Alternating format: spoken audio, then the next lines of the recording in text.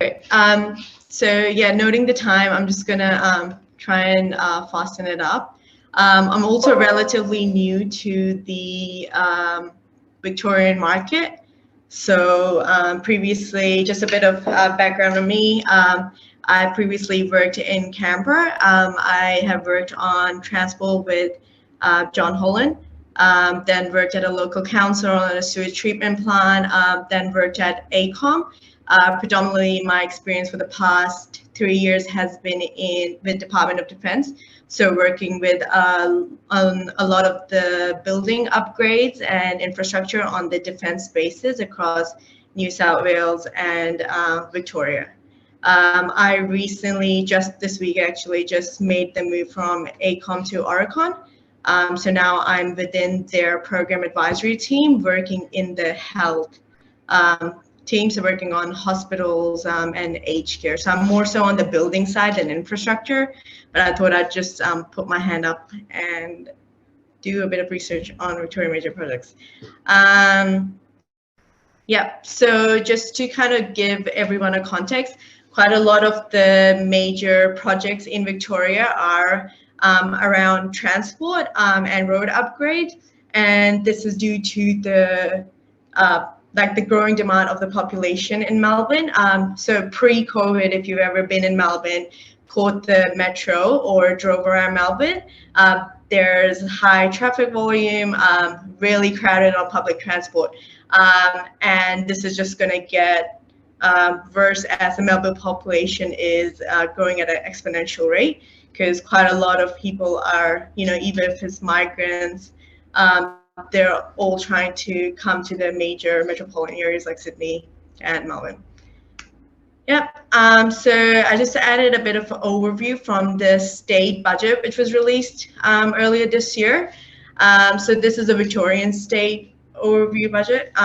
So quite a lot of money, or so around 1.6 billion, was invested in the school system. So this is 13 new schools all around Victoria, and that's run by the Victoria School Building Authority. My company, Oricon, we're the program advisors on this program. So we manage the day-to-day project management of the design and the construction of all the projects that are happening within that space in Victoria.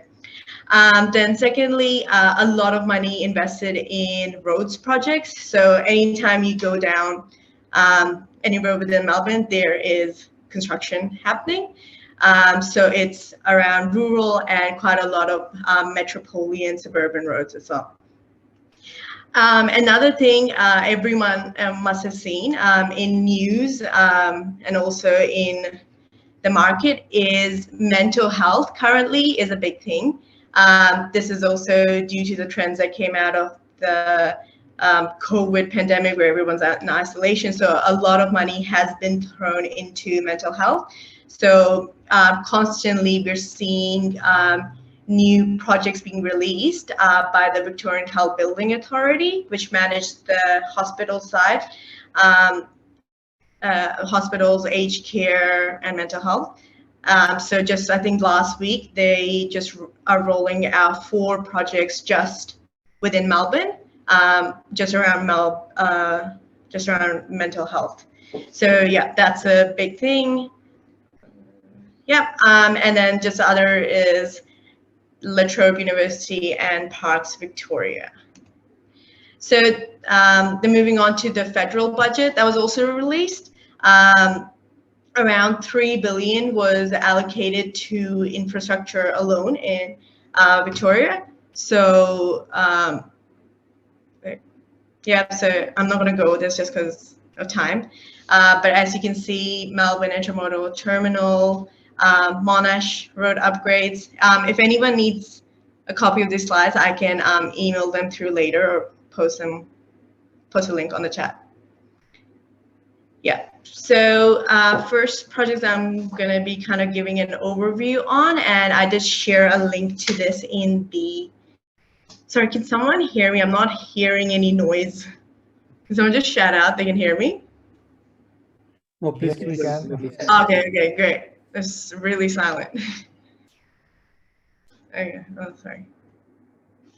Yeah, so on the metro tunnel, so as you can see in this map, these are the network lines that the metro tunnel will be focusing on.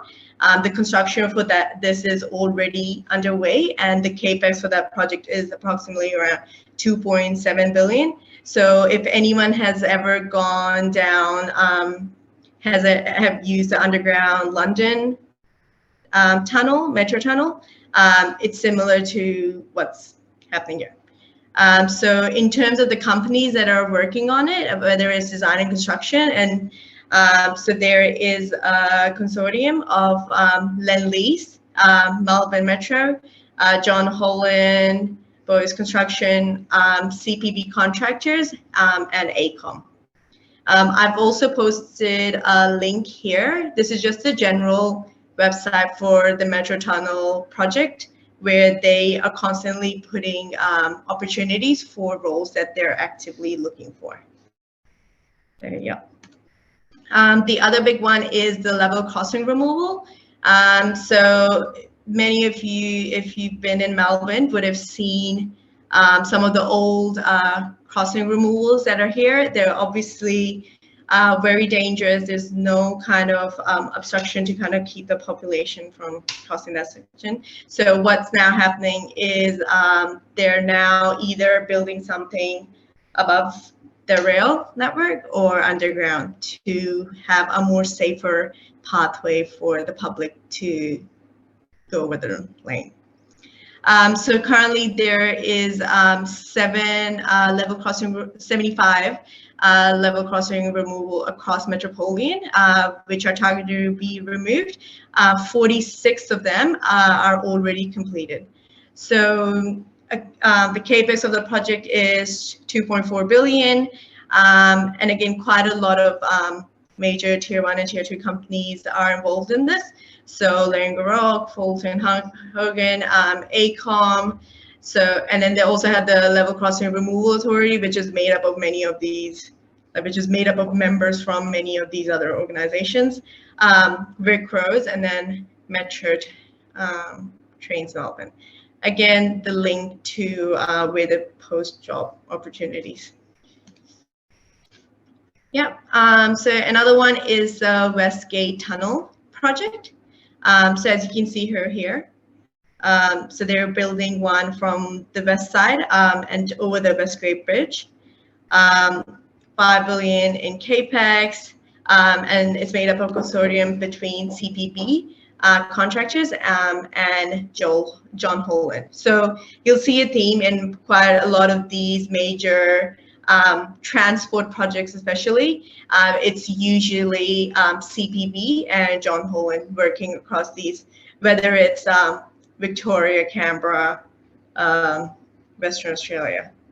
They're the big contractors within transport. Yep, so a recent project, the Northeast Link, which has just been introduced. So it's a $16 billion capex project, and it is to kind of free up the congestion within the Eastern Freeway. The design was recently awarded to SMEC, and the construction is meant to commence around late 2021. Yep. Another one is Melbourne Airport Rail. So at the moment, currently, which is really hard to believe, there is actually no train which goes from the Melbourne Airport to the city or anywhere else. So you have to take a Sky Bus if you ever come to the Melbourne Airport to get into the city, which in comparison to Sydney is something that's really needed in Melbourne. So yeah, construction for that to commence in 2022, and it is a really, really big project with around 13 billion for the capex value.